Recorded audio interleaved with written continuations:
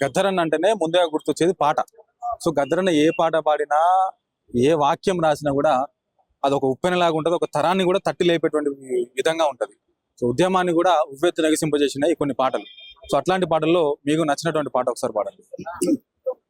ఓలే హోలం హోలియ హోలం ఓలే హోలం ఓ ఓలే హోలం పొద్దు తిరుగుడు పువ్వు పొద్దును ముద్దాడే తొలి పొద్దును ముద్దాడే అడవిలో విన్నేలమ్మ ఆకును ముద్దాడే చిగురాకును ముద్దాడే ఓలే హోలియ హోలం హోలం ఓలే హోలం ఓ ఓలే హోలం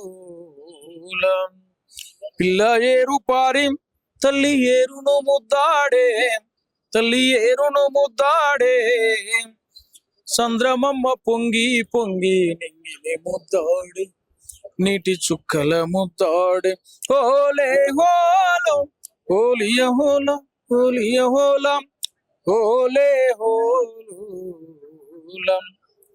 పొత్తిల్లో పొత్తిల్లో నెత్తుటి గుడ్డును తల్లి ముద్దాడే కన్న తల్లి ముద్దాడే పాలాసేపులను పాపలు ముద్దాడే పసి పాపలు ముద్దాడే ఓలే హోలం హోలియ హోలం పొద్దు తిరుగుడు పువ్వు పొద్దును ముద్దాడే తొలి పొద్దును ముద్దాడే అడవిలో వెన్నెలమ్మ ఆకును ముద్దాడే చిగురాకును ముద్దాడే.